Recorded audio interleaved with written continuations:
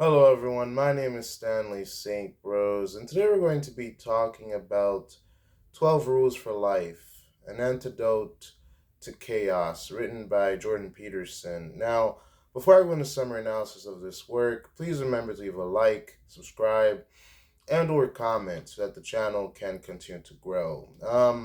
This book by Jordan Peterson, it's a lot. There's a lot that goes into this book. There's a lot that Peterson is saying about life, about reality, about meaning.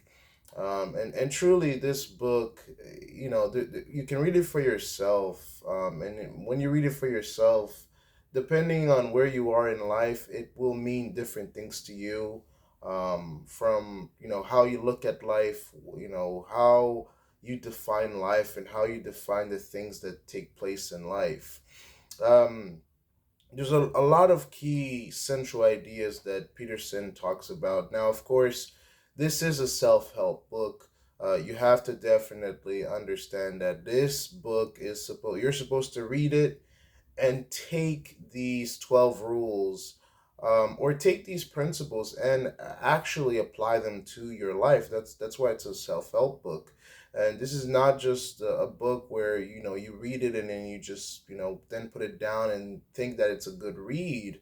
No, this book is actually written to help people figure out life and figure out the relationship between order and chaos. And Peterson here, throughout the 12 chapters and throughout the 12 rules, he sets up practical things for us to follow. He sets up things that will help you on a day basis, to figure out life. Things about posture, things about mood, things about attitude, behavior, and how we carry ourselves. He talks about hierarchies and how he talks about lobsters in the animal kingdom, and that's quite interesting because you come from lobsters and how they're set up in hierarchies and how humans are set up in hierarchies and how some humans have a lot of money and then billions don't have any money.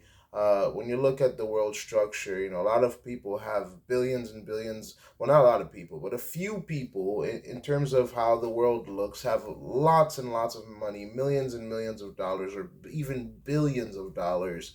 And then you have billions of people that have nothing, and how there are hierarchical systems all over the world. So he talks about that. He talks about responsibility, and he also talks about what you can do about it. The thing here, Jordan Peterson, throughout this book, he doesn't want you to just say that life is hopeless, fall into nihilism and just say that life is hopeless. And, if you're a loser, you'll be a loser forever. He's not saying that. He's saying if you're a loser, you don't have to be one, you don't have to stay one. He wants to define things, and this is something that's very refreshing within this book. Um, Jordan Peterson, he wants to define things, and he asks people to define things, and not just to take that, like, not just to go into the realm of there's no one singular truth to anything, that we can just go off on a tangent and live life however we want to. He's saying that there is order, there is chaos, but in both there are structures in which we can follow, then we can make sense of it. Because he talks about, when we talk about chaos and order, order and chaos, and that how we can exist within these things and use them to better ourselves. These 12 rules for life, they're builder Peterson here, he builds them, or he talks about them for us to look into the mirror. There's a lot of reflection that goes on within these 12 rules, reflecting on, your character, your personality, your posture, your place in society, how you can aim. That's a very interesting idea within the 12 chapters about how we're supposed to aim, and not aim down, but aim upwards. How you can pick yourself up and dust yourself off and reach to do better and take responsibility for your own actions. In a world where there's a lot of disorder, in a world where there's struggle and life is hard, life is difficult. It's not, Peterson is not saying just stay down and just, live a dull life and not taking responsibility. He's saying, well, we have to face things head on. Don't beat around the bush. If you have a problem, don't just say you don't have a problem, but face your problems head on. If you're a liar, say that you're a liar and deal with it and face it and stop lying and tell the truth.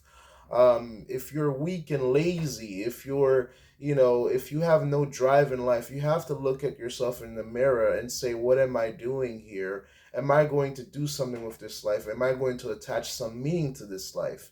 Now we're living in a world where, a lot of people don't have as much meaning to life. Life used to be set on certain principles that were solid. We know that the sun was the sun. We know that the ocean was the ocean. But now we're redefining things, and things have multiple different meanings. And people are lost. And some people, he talks about how some people are pursuing after pleasure, or some people, we know that the world can be chaos. We know that the world can be difficult, and some people seek, pleasures. You seek hedonism. You seek the sensual pleasures of the world to just have fun in the quick term, right? You want to have your fun. You want to have your cake, but also those quick pleasures, they don't offer long-term dividends. They don't offer long-term results. And so there's an idea about sacrifice, and he brings in religion and mythology and meaning, right? He talks about, there's a lot of biblical examples throughout the book about these characters and what they mean about morality, about ethics, about what is the fundamental human condition, and how can we find joy and happiness and fulfillment within our lives. He brings all these in. He brings in the lobsters. He brings in the animal kingdom. He brings in societal norms and the structures of society to do what? So what is this all about? What is this self book all about? Because we know the 12 rules, and if you have any idea of this book, you know the 12 rules that he has about posture, about not lying, about petting a cat, about don't disrupt kids when they're skateboarding. We all kind of understand, and we can get the list of all these rules, but what do all these rules mean in terms of meaning, in terms of deeper meaning of what is the main idea of this book? Well, this book is to look at a generation, to look at millennials, or we can even say Generation Z, um, and kind of like give this world a type of definition, and to kind of like set some goals for ourselves. Or are we just drifting out at sea? Is life just a drift out at sea, and there's no hope and nothing means nothing? Or are we going to give some hard definition to some things and try to make things mean something? You know, do children have a future? Well, how does our upbringing impact our lives as adults? Do we take responsibility for our actions? How do we define success?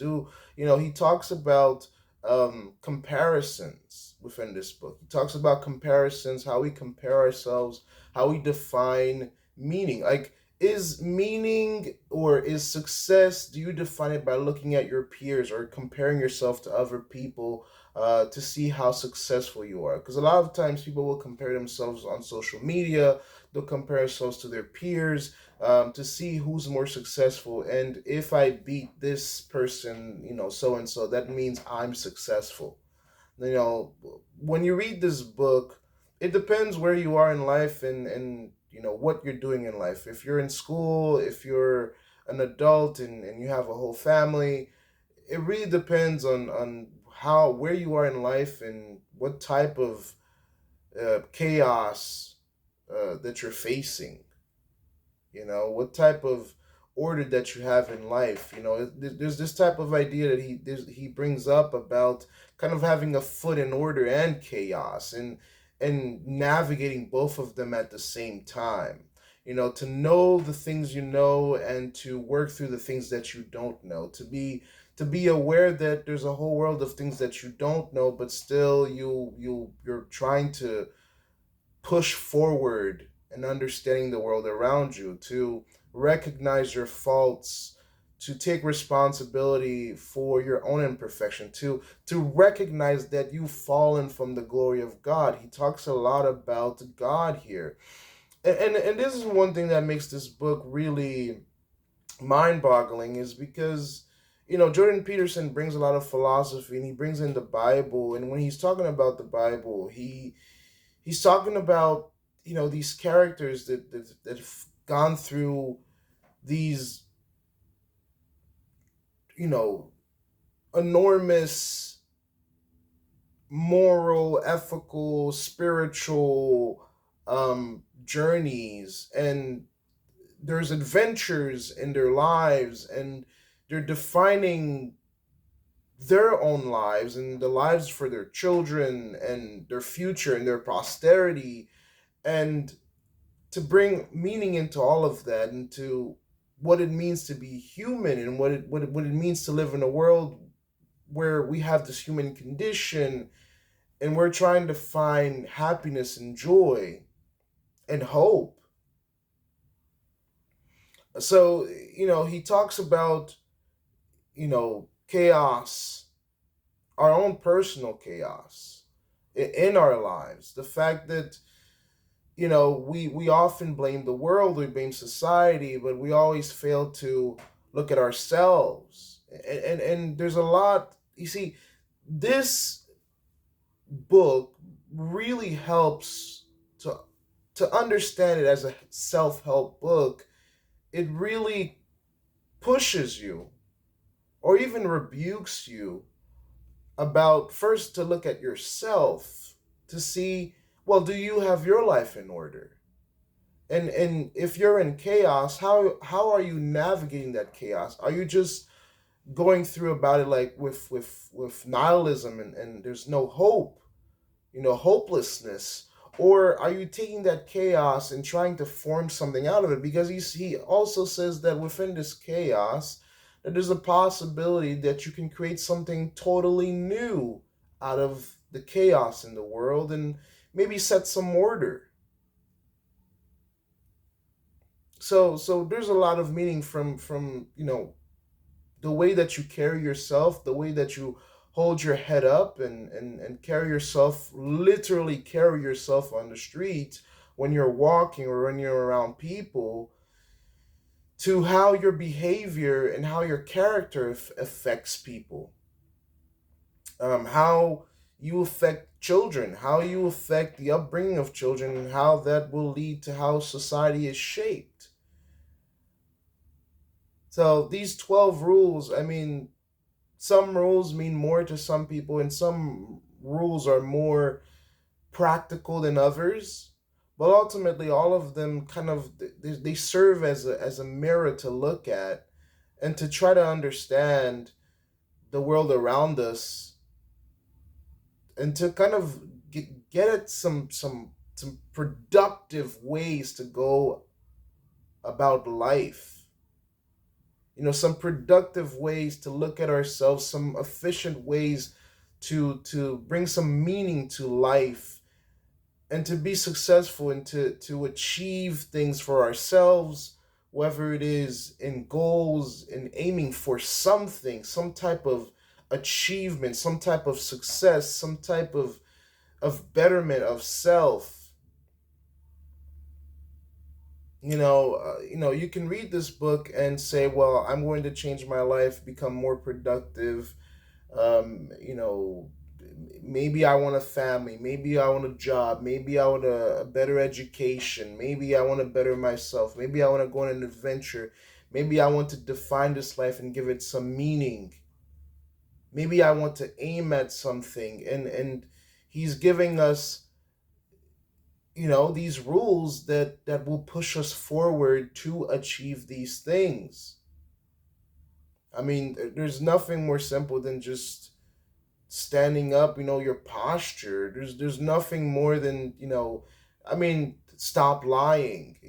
That goes directly towards your character. And again, these beliefs by Jordan Peterson, again, when we go towards deeper meaning and philosophical meaning and ethical and moral meaning, and we look at how much he uses the Bible here, I mean, one of the commandments in the Bible is not to lie. Don't lie, thou shalt not lie. And so he draw these conclusions from the Bible and from philosophy or from ancient texts to come to these conclusions. Well, why shouldn't we lie? Well, a lot of times lies themselves is where we don't want to face the truth. We don't want to face the truth about ourselves. We don't want to face the truth about our realities. When he talks about, if you're a loser, well, maybe that's true that you're a loser, but what are you going to do about it? Are you going to just exist in that realm of that I'm a loser forever? Or am I going to recognize that I can pick up my life and out of that chaos, maybe I can form something out of it? And that's why a lot of times he brings in the biblical characters, because the biblical characters, all of them are these, through God, through their journey and adventure with God, or their biblical stories of people recognizing their lives and that they need to be something better, and that there's something missing, and that there's something that needs perfection, that's something that needs correction. And so, 12 rules for life is yes, it's a self-help book. Yes, it's, I mean, you can at its most simplest form, I guess we can say it's a pick-me-up, because it does question our life choices and our behavior and our lack of responsibility when it comes to the world that we live in. And if humans, if we're going to take the responsibility for our actions, um so in that way it can be a motivational type of book, but also it looks at, well, what are we doing with this life? How are we going to live in it, and how are we going to define it? Or are we going to look towards no definition, nothing means nothing, there's no hope? We look at nihilism, we look at, nothing is fundamentally set, everything can change, no responsibility, there's no hard definitions of anything, and nothing means nothing. Well, I mean, that right there, that conclusion seems very dark and very, you know, it means nothing. But what he's saying here is that no, that's not a life of nothingness, a life without hope, a life without direction, a life without aim, a life, you know, a life like that is not worth living. But to have aim, to recognize our characters, our behavior, our bodies, our minds, our spirit, our existence, to recognize, our need for adventure, our need for hard meanings, our need to exist and to prosper, and also to recognize the world around us, the hierarchical system around us, and how they define us and how they affect our lives. Once we can see that and open our eyes to that, and look at the truth, and find and look for some fundamental truths of reality, because there are fundamental truths to our reality. When we can look at these things and define these things and say, well, I want something to aim at, I want to achieve something with this life, I want some type of meaning for this life, that it's not just hopelessness and just meaningless, that there is something to it. When you can define these things, then life starts to make sense and it starts to take shape. And order and chaos, it becomes something that's recognizable, that we can understand, that we can navigate through it and not just drift. So again, 12 rules for life. The title itself of this book, it's 12 rules. You can look at them to see how practical they are for you. Um, but also, it's an antidote. It's an antidote. So there is a sickness, there's a disease. This antidote to chaos. Well, the chaos is disorder. The chaos is well, are we just going to live in a state of things not meaning anything? Well, the antidote is these rules, and the antidote is getting at some hard definitions. The antidote is looking around and seeing where you are, and looking at yourself, and looking at your environment and your society, your place in the hierarchical system, and seeing what you can do in it and where you can aim to do something about it and not just drift. So that's my look at 12 rules for life. um Again, there's a lot to pick at within this book. There's a lot that Jordan Peterson says.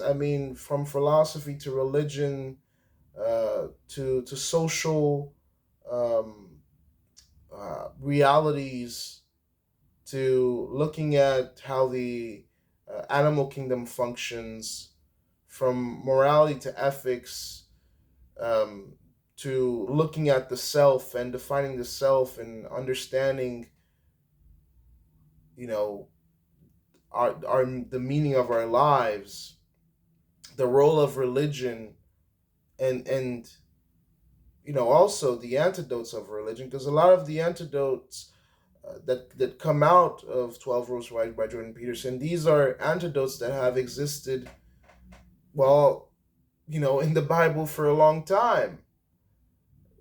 Because in the Bible, I mean, God literally gives the Israelites, he tells them don't lie.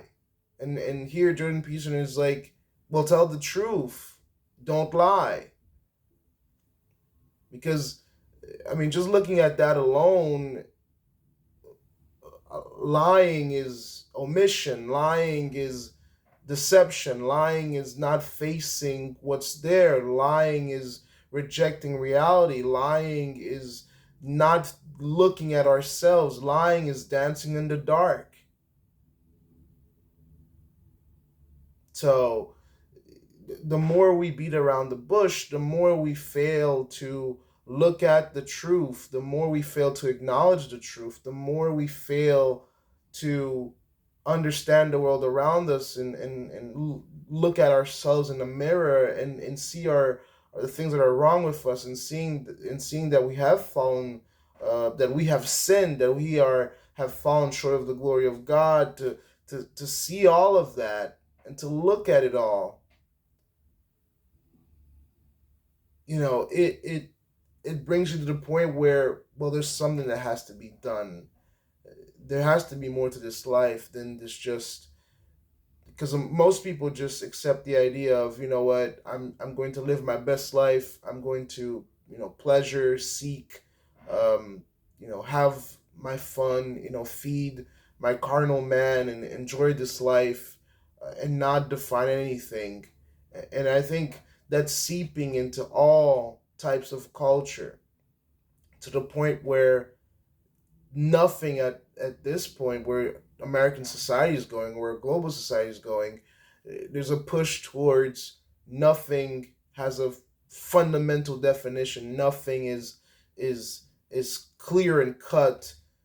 It's all meaningless, and there's no hope. But here Peterson is saying, well, there should be hope, and there should be aim, and there should be definitions and hard definitions, not just things flowing to the wind, not just like I'll do this and like I'll do that, but but true fundamental ideas that we can build upon.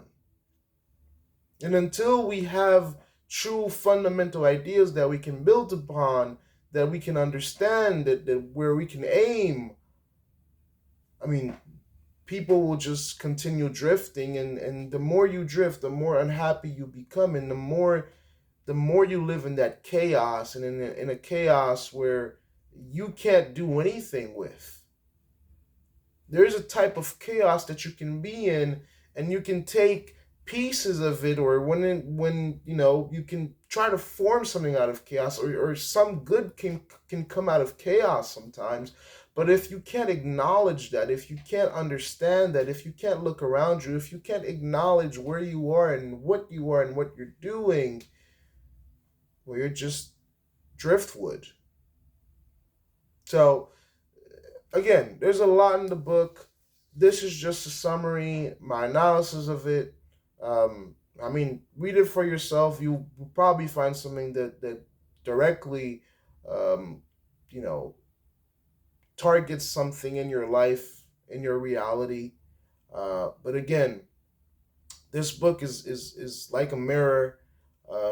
It challenges you to see yourself, to look at yourself, to ask some questions about your place in the world, and not for you to cast blame on other people or the world, but also but first to look at yourself and to see how you fit in all of it, and what you can do about your own life before you start looking at the outside world. So yeah, that's what I had to say about this book. Please remember to leave a like, subscribe, and or comment, and I'll see you guys in the next video.